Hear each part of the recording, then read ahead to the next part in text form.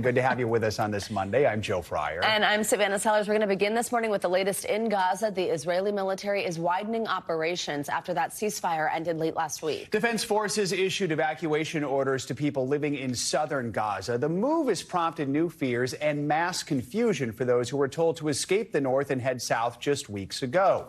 Israel also withdrew its negotiators from Qatar over the weekend, leaving an uncertain future for the nearly 140 hostages remaining in Gaza. A senior Hamas official says no additional hostages will be released until another ceasefire agreement is reached. The Hamas-run health ministry in Gaza says at least 700 people have been killed since the airstrikes resumed on Friday. Israel's Prime Minister Benjamin Netanyahu vowed to continue the ongoing bombardment of Gaza until, quote, we achieve all of our goals. But U.S. officials are intensifying their calls for Israel to protect civilian lives. That includes U.S. Defense Secretary Lloyd Austin speaking over the weekend at a defense forum.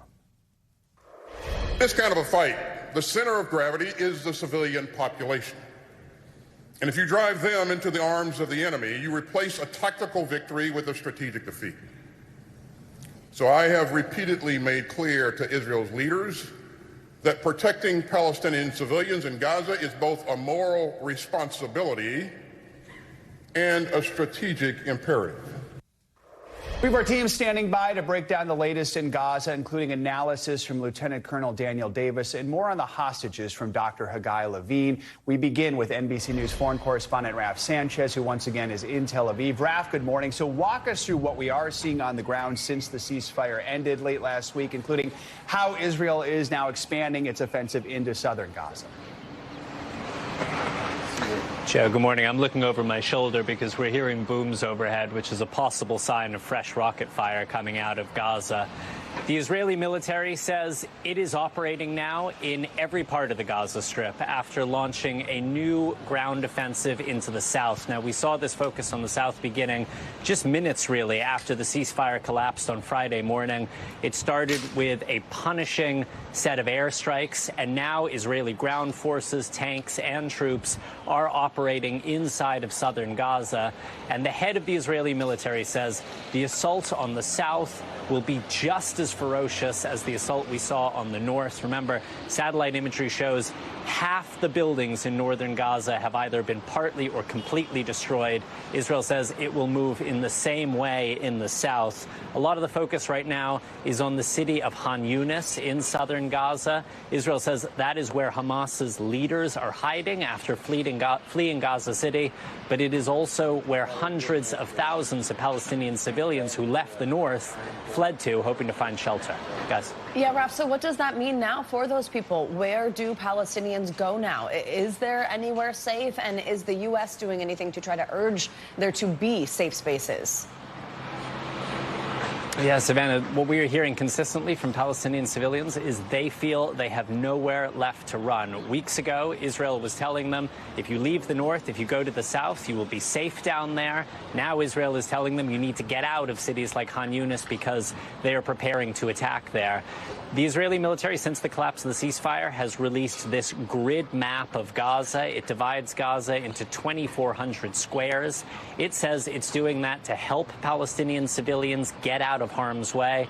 But what we're hearing from people is that this map is actually just causing a lot of fear, a lot of confusion. People know where Israel is going to strike, but they have absolutely no idea where they're supposed to go. And as you heard from Vice President Harris, from Secretary of Defense Lloyd Austin, there is growing concern in the United States over this rising death toll inside Gaza. At least 16,000 people killed since October 7th, according to the Hamas-run health ministry. Raf, let's talk more about the hostages. More protests were held this weekend calling on the Israeli government to resume hostage negotiations with Hamas. The National Security Council's John Kirby spoke yesterday to NBC's Kristen Welker on Meet the Press about the hostage situation. Let's take a listen to that. Well, there are no official negotiations going on right now, Kristen, and that's because Hamas failed to come up with yet another list of women and children that could be released, and we know they're holding additional women and children, not combatants, not female IDF soldiers, but innocent civilians, women and children that they have that they couldn't put on a list and turn that in. So unfortunately, the negotiations have stopped. We do believe that there are still a number of Americans that are being held hostage, Kristen, and we're getting that from communication with the family members and, of course, our Israeli counterparts. Raf, I understand we're hearing from recently released hostages about all this. What are they saying, and what are the odds right now Israel returns to the bargaining table? So the odds of getting a new ceasefire agreement looking pretty remote right now. Israeli negotiators left Qatar on Saturday. Shortly afterwards, Hamas said there's going to be no more exchanges, hostages for prisoners until the end of the war. Now, guys, these could be tough negotiating tactics by both sides. The Qataris say they are doing everything they can with the support of the United States to try to get these talks back on track. But the expectation right now here in Israel and, frankly, inside Gaza is there's going to be more fighting before there's going to be more talking. In terms of the hostages, there was a big rally here in Tel Aviv Saturday night, and we heard recorded video testimonials from some of the hostages who emerged over the last week, including one woman who had been freed just 2 days earlier.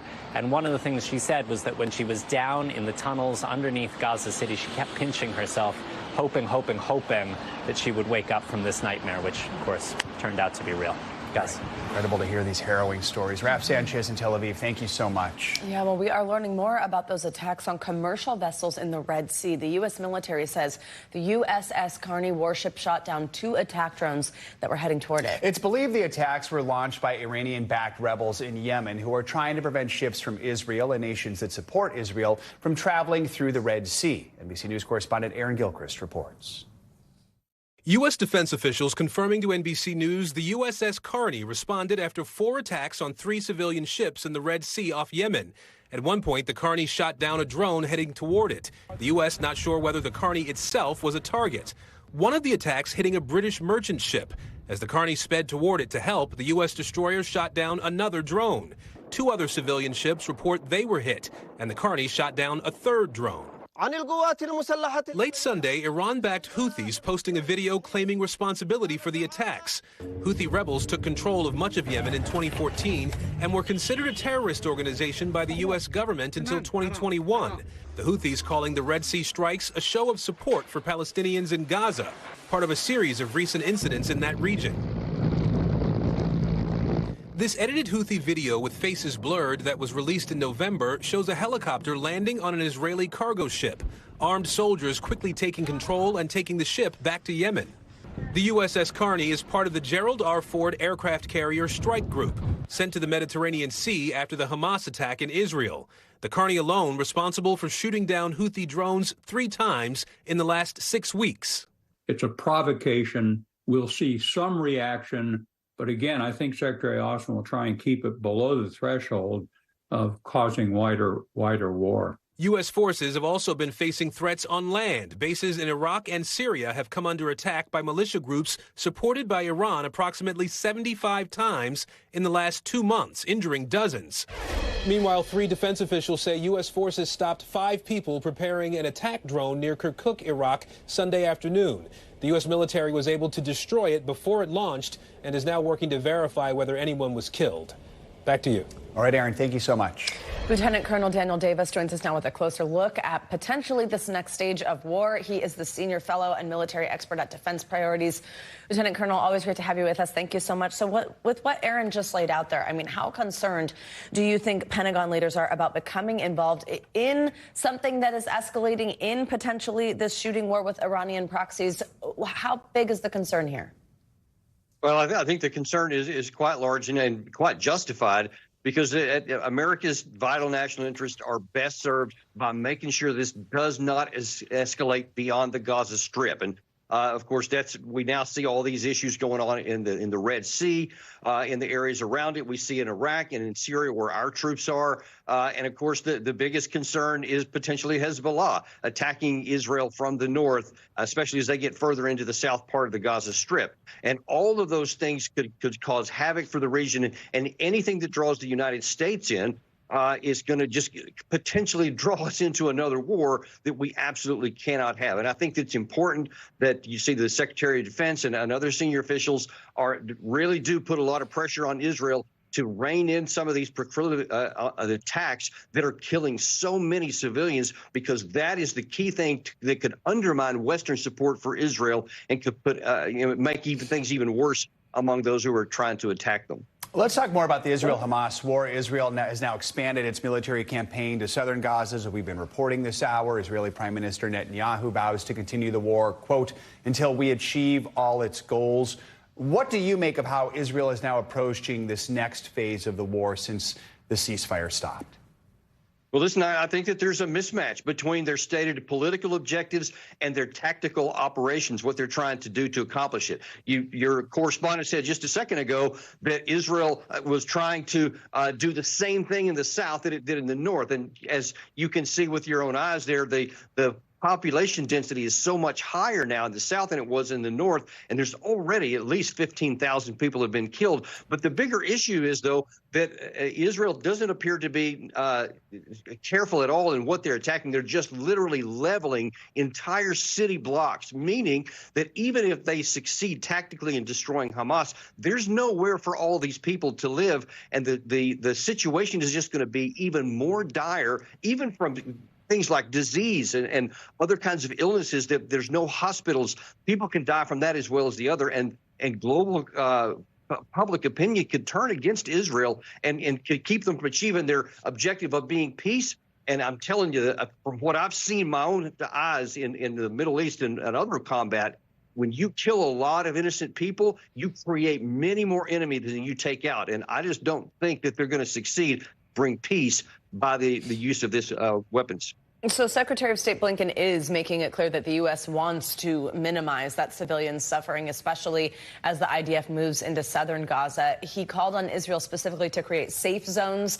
This is for civilians near the fighting, and we've seen that grid that kind of lays out different areas within Gaza. So are safe zones an effective way to minimize civilian deaths? What else is needed? Do you think that does anything?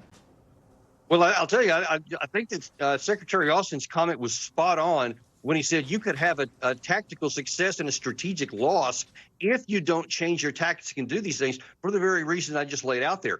These issues of safe zones, really, I mean, it doesn't really mean much, because you've seen that they told them to go, the Palestinians to go from the north down to Khan Yunis. Now they're telling them to leave Khan Yunis, but there's no escape routes. They don't know how to get to some of these places. They can't get to some of them because of these rubbled areas where you can't even physically get through, and they don't know what's safe for now, and it could be unsafe an hour from now. So it's really just nothing but confusion, and it's not effective at all. Lieutenant Colonel Daniel Davis, thank you, as always, for joining us this morning. Thank you. 105 hostages were released from captivity during the week-long ceasefire between Israel and Hamas. But for many, despite their freedom, the pain will not go away anytime soon. Yeah, hostages may experience a range of psychological effects as a result of such a traumatic experience, from PTSD to grief and depression. The symptoms could also be long-lasting. Dr. Hagai Levine joins us now with a closer look at this. He is the head of the Medical and Resilience Team for the Hostages and Missing Families Forum. Dr. Levine, thank you so much for joining us for this important conversation. Walk us through some of the immediate care that the recently released hostages will need, are getting. What is it doctors are looking for when treating them right away? So first, when they come, first to see if there is life-threatening condition, and for at least one of them, she was at life-threatening condition and needed immediate and urgent care. Then to see if there are immediate problems, medical problems that need to be attended. At the same time, to see and start the recovery and the support for their very tough and sophisticated mental status. With that, to identify other problems, dietary problems, functional problems, and to start the recovery process, first in hospital, then in the community, with the support of the families, with professional support and help. And I must say, it's very difficult to start the recovery process when at the same time, for many of them, still their beloved, their husbands, their fathers are still in captivity, and they don't know about their whereabouts and about their medical condition. And that's really problematic from any point of view, and of course, from mental point of view, to start and recover when you're still worried and you're still in the twilight zone of not knowing what happened to your beloved. Some of them, we had to tell them the bad news that their beloved were murdered on the October 7th massacre. As we are learning more about the conditions that the hostages were held in, being in those tunnels, being in the dark for over a month, hunger, untreated injuries, sleep deprivation, knowing all that background, how do you go about even kind of helping them re-enter society after such a horrific experience? I will say, but I must say, first, that those are the people that came back. You know, others, such as Hanan Yablonka, I'm holding his card that his family gave me, got Addison disease, is not getting the prednisone that he must have just to survive. And there are many more that have illnesses and injuries still from October 7th that were not treated. So now when we treat those we cannot forget about those who we cannot treat. For those who came, so, you know, some of them had needed orthopedic surgery. They went horrible care in Gaza. Now we need to try to correct and to start rehabilitation. It's very complex, and with the mental status, you know, it's independent. It's individual for each one of them, but many have undergone psychological terror in captivity. They told them that, you know, horrible things, what happened for some children, they showed them the horror films of the massacres that I recommend no one to see. And they showed it to them again and again and told them, you shouldn't cry. If you cry, we will kill you. You know, that's very, very difficult situation to recover from. But we give all the support, and there is amazing recovery ability of children and of people in general. So I'm still optimistic. We know from the past that some survivors were able to recover, but the longer it takes, it will be more difficult to recover. We have seen the film of Yarden Bibas, who was told first that his beloved Kfir and Ariel, the babies, and his wife Shiri are alive, and then he was told that they are dead. We don't know what is the truth. He doesn't know what is the truth, and he's worried sick, I'm sure. So that is a psychological terror on us and on the hostages. What type of long-term support will they need? What does that look like in the months ahead?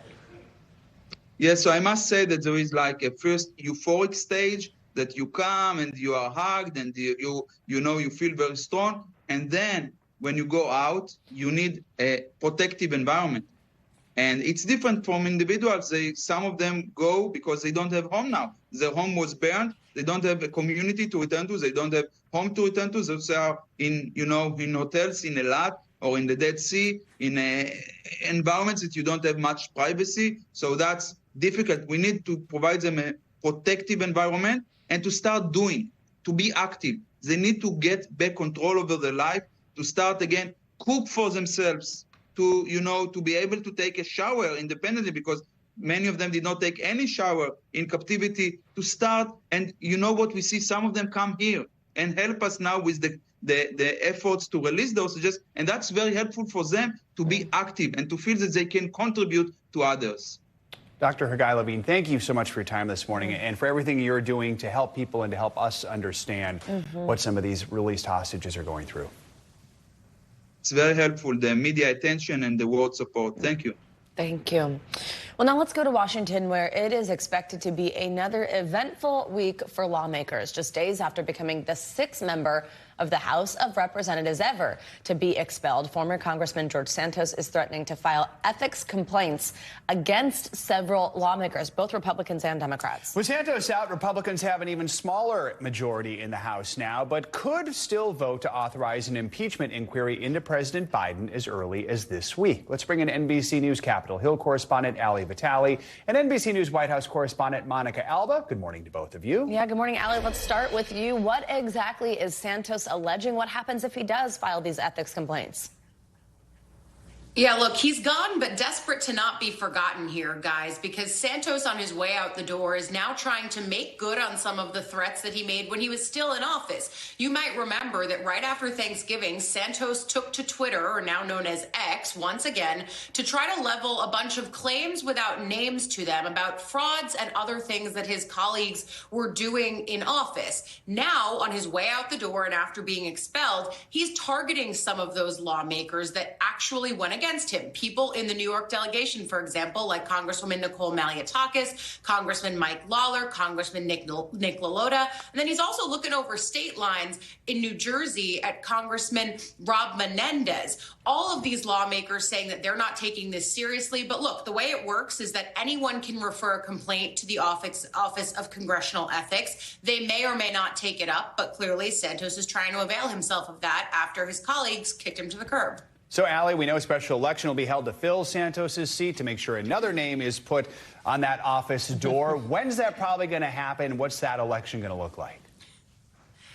Look, it has to happen soon, but that still means that it's a few months away from having a new name on the door of that office there. The field that's starting to coalesce, though, is pretty interesting, especially because you already had Republicans and Democrats vying for this seat, including the person who previously had held it. That's going to be a contested race, but one potential entry over the weekend is certainly turning some heads up on Capitol Hill. It's someone that Santos himself knows quite well because this is someone who worked for him in Congress. Senator Vish Burra is trying to now succeed his former boss for this congressional seat. It's not maybe not official yet, but certainly he's stoking the embers of what could be a run. And Santos himself on X interacted with one of Burra's tweets about this, seemingly being supportive, but we'll see down the road what this field actually looks like. Monica, let's bring you in here and now talk about one of the other big stories shaping up for this week on the Hill. GOP efforts to impeach President Biden over the weekend. House Speaker Mike Johnson said he believes there are enough votes to launch an impeachment inquiry. Walk us through exactly what that looks like, how it's different than a full-scale impeachment effort, and how we got here.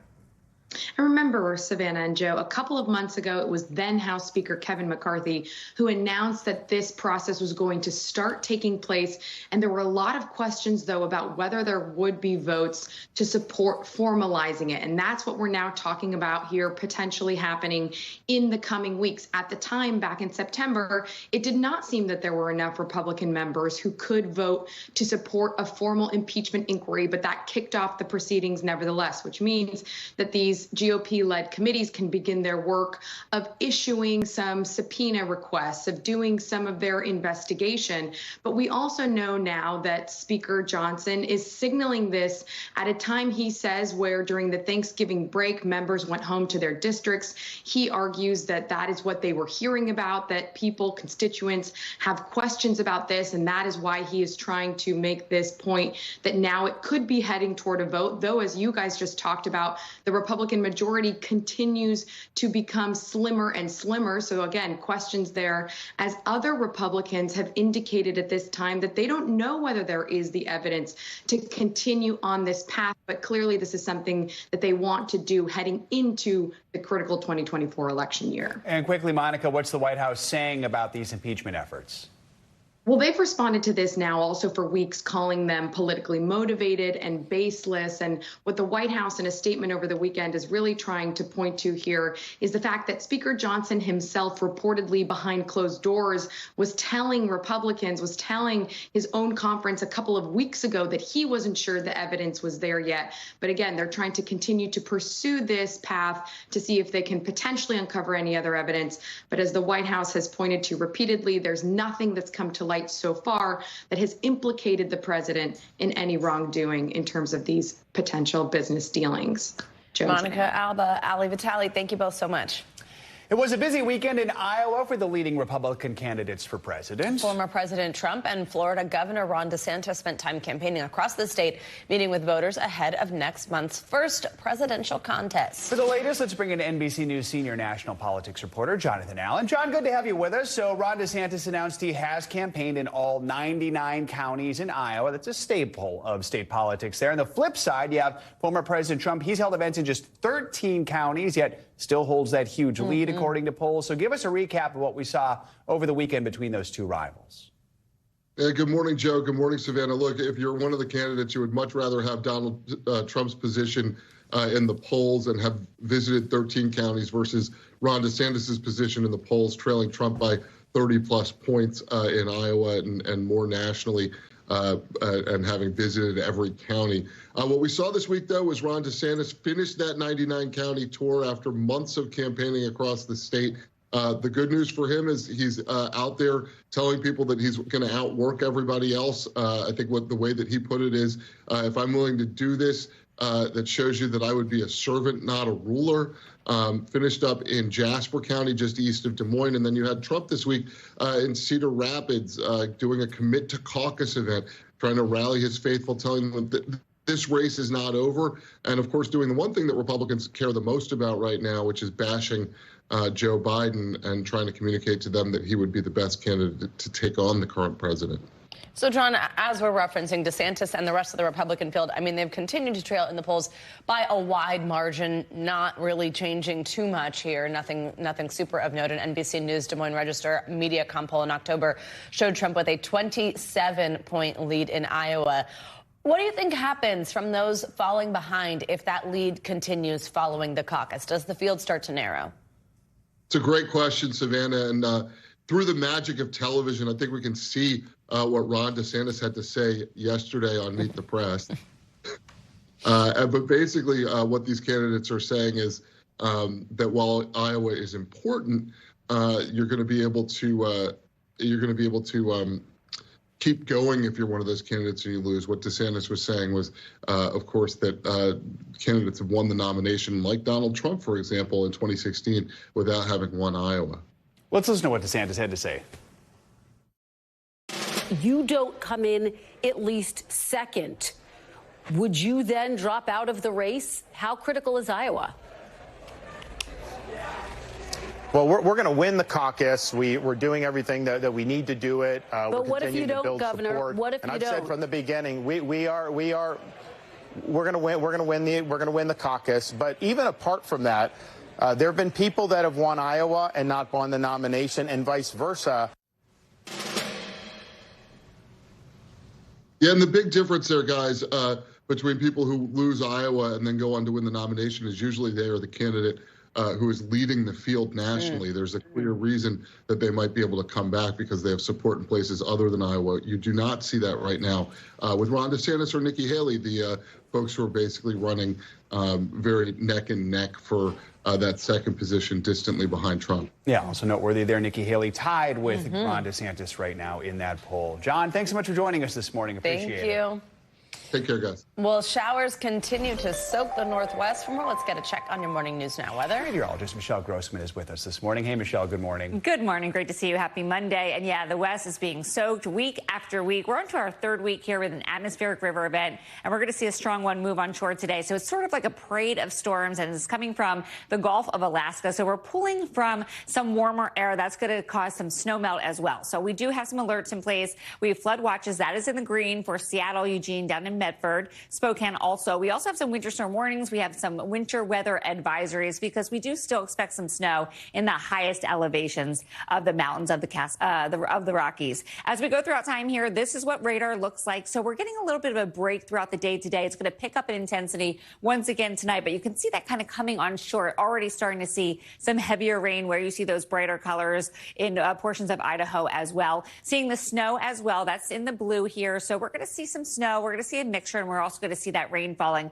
and we could see up to 11 inches of rain in some spots. That is a lot of rain. In addition to that, we're looking at wind alerts, so we're looking at high wind warnings. Winds could gust up to 65 miles per hour at times. Also a high wind watch throughout the area as well. This is what it's going to look like as we go throughout the next several days. We have an area of low pressure that's going to bring the heavy rain once again. It's going to target Washington today, but really the Northwest has been soaked over and over again the past couple of weeks. We're going to see relentless rain tomorrow. Notice that plume of moisture. It's really like a river in the sky, just bringing all that rain. So when you see those dark colors, that means we're going to see heavy rain. That's going to lead to flash flooding, urban flooding, river flooding, stream flooding, and it could bring some the threat of avalanches and also some snow melt. Now take a look at some of these totals. The Olympics, 8 to 11 inches along the coast. This is a lot too, 2 to 6, even more locally higher amounts, and that's where you see those darker colors. And the Cascade Mountains, the highest points, will see up to 9 inches of rain over over the next several days. These alerts stay in place through Thursday. Now, as we head towards the Northeast, we're looking at winter alerts throughout portions of the interior parts of the Northeast and also New England. This is going to wrap up today, but some spots in northern New England could pick up 4 to 8 inches of rain. Wow. So winter is here. No kidding. Yesterday here, it was just rain all day. I loved it. Am I weird? No, I didn't mind it. I didn't brush my hair. It was misty. It was just like this mist everywhere. I didn't brush my hair or teeth. I was like, great. I was like, oh, gosh, 8 p.m. Better do that. Thanks for watching. Stay updated about breaking news and top stories on the NBC News app or follow us on social media.